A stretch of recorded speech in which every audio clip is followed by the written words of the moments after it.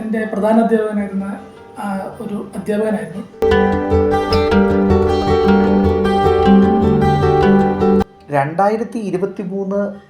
Exam Ashwanth എഴുതുമ്പോൾ ഒരു full time employee ആണ്. അറ്റൻഡ് ചെയ്തതിൽ വളരെ നല്ലൊരു ഭരത്ഭൂഷൺ സാറിന്റെ നല്ലൊരു പാക്ക്. ഇന്നല്ലെങ്കിൽ നാളെ ഞാൻ സ്ട്രെസ് ചെയ്ത് പറയാണ്, നമ്മൾ ഇന്ന് തന്നെ കിട്ടും നമ്മൾ പ്രതീക്ഷിക്കാൻ പാടില്ല. കാരണം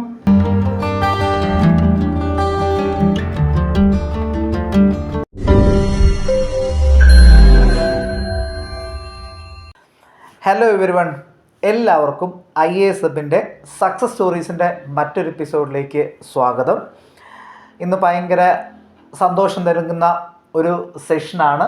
നമ്മുടെ കൂടെയുള്ളത് മിസ്റ്റർ അശ്വന്ത് രാജ്. അശ്വന്തിനെ പറ്റി പറയുവാണെങ്കിൽ 2020-21 PCM ബാച്ച് സ്റ്റുഡൻ്റാണ്. ഓപ്ഷണൽ പ്രിപ്പറേഷനും നമ്മുടെ ഇൻസ്റ്റിറ്റ്യൂട്ടുമായിട്ട് അസോസിയേറ്റ് ചെയ്ത് നടത്തിയൊരു വ്യക്തി. ഇന്ന് the holy PDF civil service rank ലിസ്റ്റിൽ 577ാമത്തെ റാങ്ക് കരസ്ഥമാക്കാൻ ഈ പേരാമ്പ്രക്കാരന് സാധിച്ചിരിക്കുന്നു. Ashwanth, congratulations. Thank you very much. അശ്വന്തെ, നമ്മൾ ഇങ്ങനെയൊരു വീഡിയോ ചെയ്യാനായിട്ടുള്ളൊരു പ്രധാനപ്പെട്ട റീസൺ, വിന്നേഴ്സിൻ്റെ വായിൽ നിന്ന് കുറച്ച് കാര്യങ്ങൾ കേൾക്കാൻ നമ്മുടെ സ്റ്റുഡൻറ്റ് കമ്മ്യൂണിറ്റിക്ക് താല്പര്യമുണ്ട്. നിങ്ങളെ മോട്ടിവേറ്റ് ചെയ്ത ഫാക്ടേഴ്സ്, നിങ്ങളുടെ പ്രിപ്പറേഷൻ സ്ട്രാറ്റജീസ്, സോ അതൊക്കെ ഡിസ്കസ് ചെയ്യാനായിട്ടുള്ളൊരു വീഡിയോ ആണ് ഇത്. അതുകൊണ്ട് തന്നെ ആദ്യം തന്നെ ഒരു കാര്യം ചോദിക്കട്ടെ, അശ്വന്തിൻ്റെ ഇത് 3ാമത്തെ അറ്റംപ്റ്റ് ആയിരുന്നു, അതായത് 4 കൊല്ലം ഇതിനു വേണ്ടി ഡെഡിക്കേറ്റ് ചെയ്തു. എന്തായിരുന്നു ഡ്രൈവിംഗ് ഫാക്ടർ? ഡ്രൈവിംഗ് ഫാക്ടർ എന്ന് പറയുമ്പം ഇൻസ്പയർ ചെയ്ത വ്യക്തികളായിട്ട് പറയുകയാണെങ്കിൽ 2 പേരാണ്. ഒന്ന്, എന്നെ 10th എൻ്റെ പ്രധാന അധ്യാപകനായിരുന്ന ഒരു അധ്യാപകനായിരുന്നു. പിന്നെ എൻ്റെ ഗ്രാൻഡ് പാരൻ്റെ അച്ഛൻ്റെ അച്ഛൻ, അദ്ദേഹം ഒരു സിവിൽ സർവൻ്റ് ആയിരുന്നു. സോ അദ്ദേഹം ഞാൻ ഈ പാത തിരഞ്ഞെടുക്കാൻ വേണ്ടിയിട്ടുള്ള വലിയൊരു ഇൻസ്പിറേഷൻ ആയിരുന്നു, പ്രചോദനമായിരുന്നു. കാരണം അദ്ദേഹം ഒരു സെൽഫ് മെയ്ഡ് മാൻ ആയിരുന്നു. അങ്ങനത്തെ ഒരു ബാക്കിംഗ് ഒന്നും ഇല്ലാണ്ട് സ്വയം പഠിച്ച് വളർന്നു വന്നൊരു വ്യക്തിയായിരുന്നു. അപ്പം അതായിരുന്നു പ്രചോദനം എന്ന് പറയുന്നത്. രണ്ടുപേരും അടിത്തറയിട്ടത്, മോട്ടിവേഷൻ്റെ അടിത്തറയിട്ടത്. ഓക്കെ. പിന്നെ അത് മാത്രമല്ല, ഞാൻ ഒരു 10th പഠിക്കുന്ന സമയത്ത് ഇവിടെ കോഴിക്കോട് കളക്ടർ ബ്രോ എന്നറിയപ്പെട്ടിരുന്ന പ്രശാന്ത് സാറിന്റെ ഇവിടുത്തെ ചില പദ്ധതികളും സ്കീംസ് ഒക്കെ, നടപടിക്രമങ്ങളും എല്ലാം ഇൻസ്പയർ ചെയ്തു. സാർ ഭയങ്കര പോപ്പുലർ ആയിരുന്നു കോഴിക്കോട്.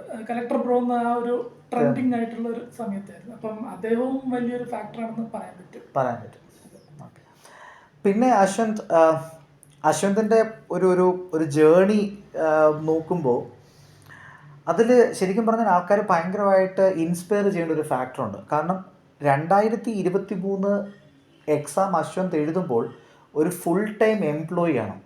സോ ഒരു 8 hour ജോബ്, ഒരു വീക്കെൻഡ്സിൽ മാത്രം പഠിക്കാനായിട്ടൊരു അവസരം കിട്ടുന്ന ഒരവസ്ഥ, അതിനെയും ഫൈറ്റ് ചെയ്തുകൊണ്ടാണ് അശ്വന്ത് ശരിക്കും പറഞ്ഞു കഴിഞ്ഞാൽ ഈ എക്സാമിനേഷൻ പാസ്സായിരിക്കുന്നത്.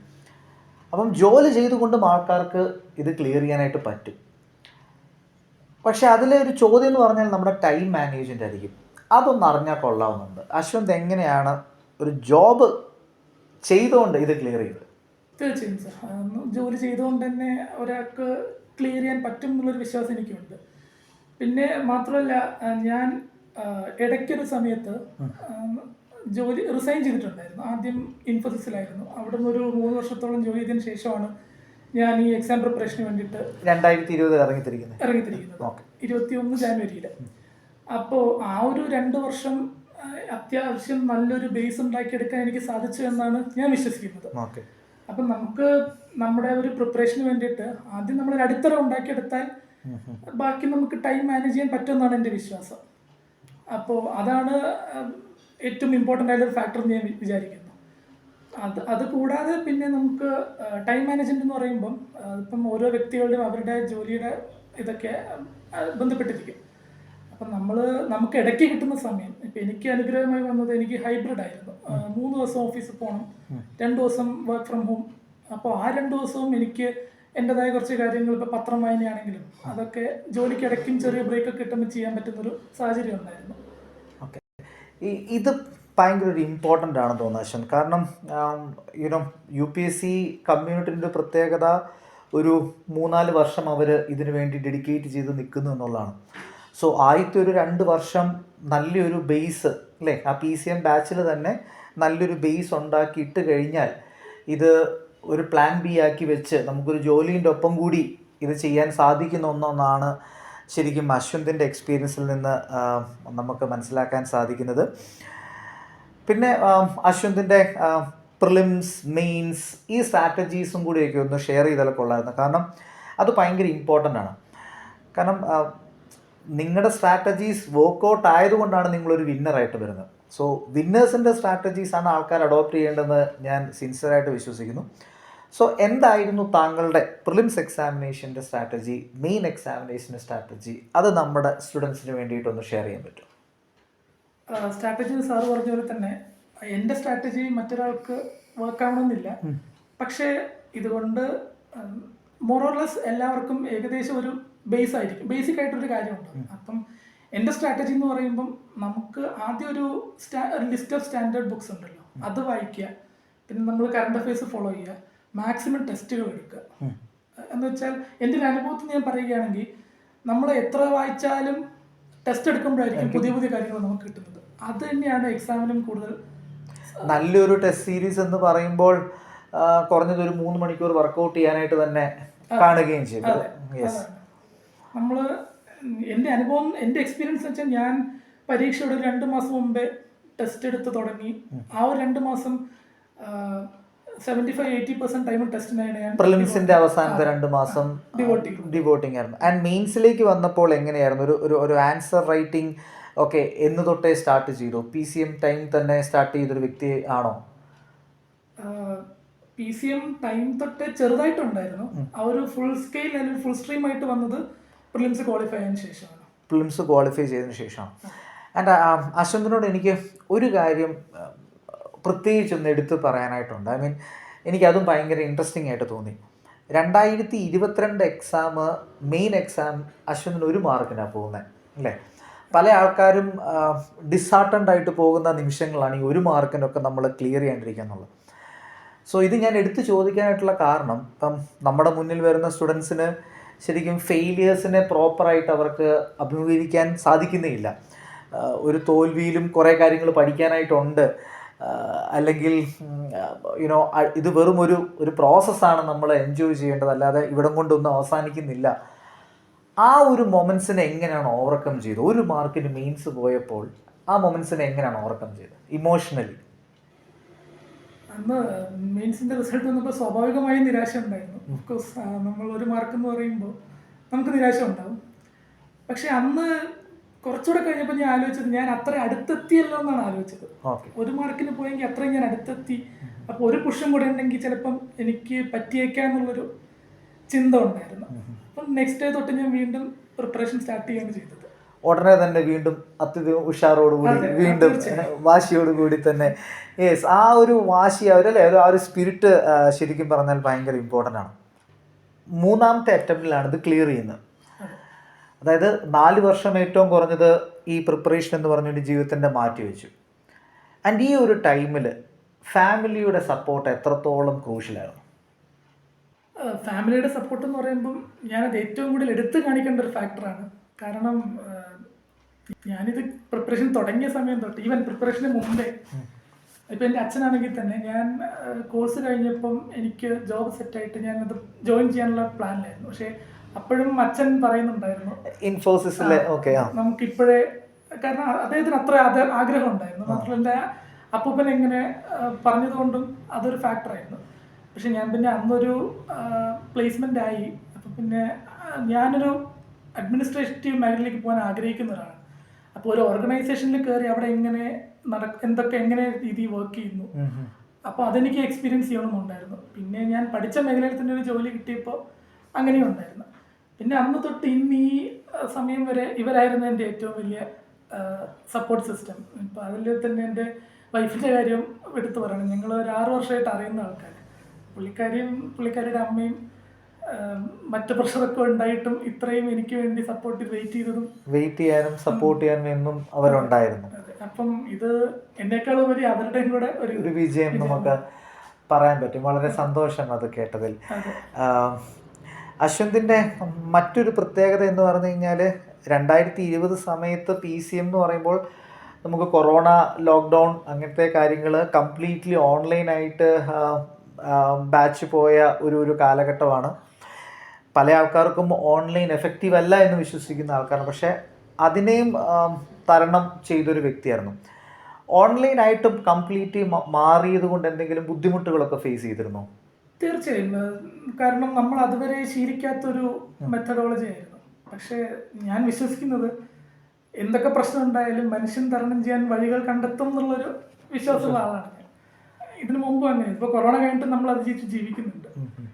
അപ്പോൾ തുടക്കത്തിൽ നല്ല ബുദ്ധിമുട്ടായിരുന്നു. കാരണം നമ്മൾ ആരെയും കാണുന്നില്ല, നമ്മൾ റൂമിനകത്തിരിക്കുകയാണ്. ആ സമയത്ത് നമ്മുടെ ഫാക്കൽറ്റീസിൻ്റെ സപ്പോർട്ട് എങ്ങനെ ഉണ്ടായിരുന്നു? ഒരു കൊറോണ ടൈമിൽ ഒരു കംപ്ലീറ്റ്ലി ഓൺലൈനായി മാറിക്കഴിഞ്ഞപ്പോൾ അത് ഷെയർ ചെയ്യുവാണെങ്കിൽ നമ്മുടെ ഫാക്കൽറ്റീസിനും ഒരു എൻകറേജ്മെൻ്റ് ആയിരിക്കും. തീർച്ചയായും. ആ സമയത്ത് വീക്ക്ലി ടെസ്റ്റ് ഉണ്ടായിരുന്നു. അത് കഴിഞ്ഞിട്ട് ഫീഡ്ബാക്ക് കോൾസും ഉണ്ടായിരുന്നു. അപ്പോൾ വീക്ക്ലി നമ്മൾ ഫാക്കൽറ്റി ആയിട്ട് റെഗുലർ ഇൻട്രാക്ഷൻ നടക്കുന്നുണ്ടായിരുന്നു. അപ്പോൾ അത് ഭയങ്കര ഹെൽപ്ഫുൾ ആയിരുന്നു ആ സമയത്ത്. കാരണം നമ്മൾ പ്രിപ്പറേഷൻ തുടങ്ങിയ ഒരു സ്റ്റേജിൽ നമുക്കിതിൻ്റെ കോണ്ടൂസും അല്ലെങ്കിൽ ഒരു ക്വസ്റ്റ്യൻ വന്നു അതെങ്ങനെയൊക്കെ വീണ്ടും ചോദിക്കാം, അങ്ങനെയൊക്കെ ഒരു ഇതുണ്ടാവില്ല. അപ്പോൾ എക്സ്പീരിയൻസ്ഡ് ആയിട്ടുള്ള ആൾക്കാരുടെ അടുത്ത് അത് കിട്ടുമ്പം നമുക്ക് കുറച്ചുകൂടെ ഹെൽപ്ഫുൾ ആണ്. നമ്മുടെ പ്രിപ്പറേഷൻ സ്ട്രീംലൈൻ ചെയ്യാൻ അത് ഒത്തിരി ഹെൽപ്പ് ചെയ്തിട്ടുണ്ട്. അറിഞ്ഞതിൽ വളരെ സന്തോഷം. Ashwanth, how was your experience with IAS? പറയുകയാണെങ്കിൽ തീർച്ചയായും. കാരണം അന്ന് ഈ ഓൺലൈൻ ക്ലാസ് ഒരു നോവൽ ഐഡിയ ആയിരുന്നു. കാരണം നമ്മുടെ സാഹചര്യം കൊണ്ട് വന്നതാണ്. പക്ഷെ എൻ്റെ ക്ലാസ് മൊത്തം ഓൺലൈനായിരുന്നു. ഞാൻ അന്ന് ആ സമയത്ത് കൊറോണ ആയതുകൊണ്ട് കൊറോണ ടൈം ആയതുകൊണ്ട് തിരുവനന്തപുരത്തേക്ക് പോയിട്ടേ ഉണ്ടായിരുന്നില്ല. അപ്പോൾ പ്രിലിംസ് ആണെങ്കിലും ആ സമയത്താണെങ്കിലും ഞാൻ നേരത്തെ പറഞ്ഞതുപോലെ ആഴ്ചയിൽ ടെസ്റ്റുകൾ ഉണ്ടായിരുന്നു. അപ്പോൾ അത് കഴിഞ്ഞിട്ടൊരു ഫീഡ്ബാക്ക് കോൾ ഉണ്ടായിരുന്നു. അപ്പോൾ അതൊക്കെ ഭയങ്കര സഹായകരമായിരുന്നു. പിന്നെ മെയിൻസിൻ്റെ സമയത്താണെങ്കിലും ടെസ്റ്റ് സീരീസും അതുപോലെ ടെസ്റ്റ് സീരീസ് ക്ലോസ് നടക്കുമ്പോൾ തന്നെ ഇൻറ്റഗ്രേറ്റഡ് ആയിട്ടും ഉണ്ടായിരുന്നു. നമ്മുടെ ഇന്റർവ്യൂ ഗൈഡൻസ് പ്രോഗ്രാം എങ്ങനെ ഉണ്ടായിരുന്നു? അതെ, അത് ഞാൻ അറ്റൻഡ് ചെയ്തതിൽ വളരെ നല്ലൊരു പാനലായിരുന്നു. സാറിന്റെ നല്ലൊരു പാനലായിരുന്നു. എനിക്ക് അത്യാവശ്യം നന്നായിട്ട് കോൺഫിഡൻസ് ബൂസ്റ്റ് ചെയ്യാൻ പറ്റിയൊരു പാനലും കൂടിയായിരുന്നു. അതെ, നല്ല കോഡിയലായിരുന്നു. നമുക്ക് സ്ട്രെസ് അല്ലാണ്ട് അങ്ങനത്തെ പാനലും നമ്മുടെ കോൺഫിഡൻസ് ബൂസ്റ്റ് ചെയ്യാനായിട്ട് ഭയങ്കര ഹെൽപ്ഫുൾ ആയിരിക്കും. അപ്പം മൊത്തത്തിൽ വളരെ നല്ലൊരു എക്സ്പീരിയൻസ് ആയിരുന്നു അസോസിയേറ്റിംഗ് വിത്ത് IAS. അശ്വന്ത്, അവസാനമായി ഒരു കാര്യം കൂടി.